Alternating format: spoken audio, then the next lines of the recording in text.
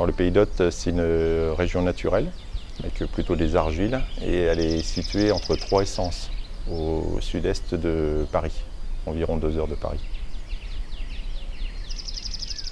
Depuis le XVe siècle, on a toujours eu du cidre.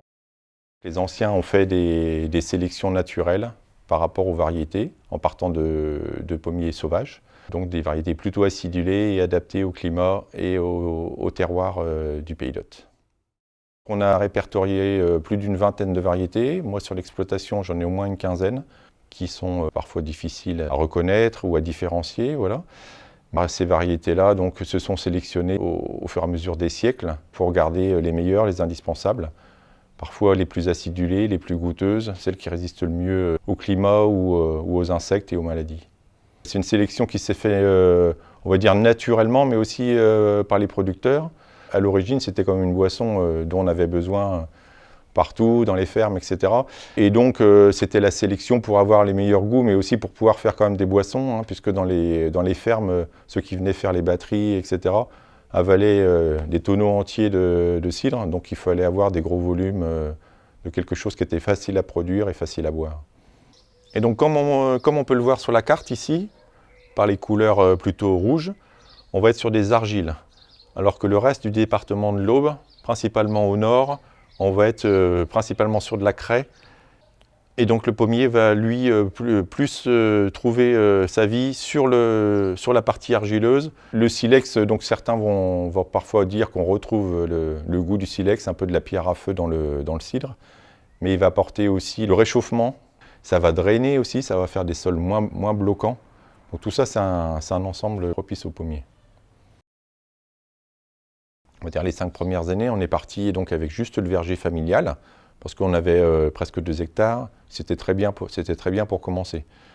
Et puis c'est vrai que quand on a commencé à monter un peu en production, on va dire dépasser les 3000 bouteilles par an, il s'est avéré, surtout avec l'alternance sur les pommiers, un pommier il va tout donner une année, et l'année d'après il se repose et puis il refait la façon qu'il fait ses bourgeons. En fait, on va pas avoir de pommes. Ça va donner une année sur 2, un pommier en Pays d'Hôte. Ce qui va faire que ça produit tous les 2 ans, en fait, c'est le bois qui pousse. Et donc, en fait, on va avoir une alternance de bourgeons à bois et de bourgeons à fruits. Ça, c'est important. Donc moi, aujourd'hui, j'ai 400 pommiers. Et donc, si on voulait faire simple, j'ai 200 pommiers qui vont donner la première année et 200 pommiers qui vont donner la deuxième année. Voilà. Mais on presse et on transforme tous les ans. Rapidement, il nous a manqué de la pomme. Et il restait quand même pas mal de vergers à palisse, avec notamment les anciens qui, eux, arrivant un petit peu en fin de carrière, étaient contents de voir que moi je m'intéressais à leurs vergers. Et par contre, bien sûr, j'ai replanté aussi de mon côté. Moi, ce que je voulais, c'était replanter que de la variété traditionnelle du Pays d'Hôte. On va avoir la netcha, de la cul d'oison, des choses comme ça. Comme Avrolles, par exemple, c'est un village qui existe, ou la Pommate de Busset, ou la Pommate d'Hervy. Pommate, ça veut dire pomme, voilà, avec des villages Busset et Hervy qui sont des villages du Pays d'Hôte. Et enfin, on va avoir pomme de châtaignier, on va avoir la Vendue-l'Évêque, on va avoir divers noms qui viennent de l'imaginaire collectif qui a traversé les siècles, quoi, voilà. Il faut savoir être patient, il faut avoir une maturité totale sur le fruit. Donc dans les vergers, il va falloir attendre que naturellement la pomme, elle tombe par terre. Et donc chez nous, on la ramasse à la main pour être sûr d'avoir vraiment top qualité du fruit. On ne va pas avoir de pommes abîmées, on ne va pas avoir de pommes pourries. Il n'y a rien de mieux que l'œil et la main pour la sélection de la pomme. Et juste avant le pressoir, on va avoir à nouveau une sélection manuelle de la pomme.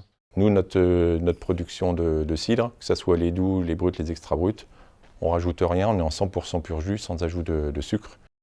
Pourquoi aujourd'hui on fait encore l'extra brut? La première idée, ça va être de garder la tradition du Pays d'Hôte. La deuxième idée, c'est d'aller chercher l'amateur de produits qui sortent un petit peu des sentiers battus. Quelqu'un qui voudra boire un produit qui ressemble à rien d'autre. Et ça peut être intéressant, justement, un pur produit du terroir comme ça qui sort de toutes les normes, quoi, voilà. Et chez chaque producteur, on aura quand même toujours le goût typique de la ferme, qui sera dû au terroir, aux variétés qui sont présentes dans le verger. Et après, on va avoir la façon dont c'est pressé, la façon dont c'est transformé, etc., qui va donner le goût propre à chaque producteur, à chaque cidre, quoi, voilà. C'est toujours fait un petit peu de jus de pomme, mais donc avec l'arrivée d'avec un petit peu de technique, un peu de matériel, on arrivait à pasteuriser les jus de pomme. Et de par la qualité de nos jus, qui sont des jus de pomme à cidre, on va avoir des jus qui ne sont pas hyper sucrés, qui vont être un petit peu acidulés et surtout très légers. Voilà, donc en fait en Pays d'Hôte, on avait tout pour faire le cidre.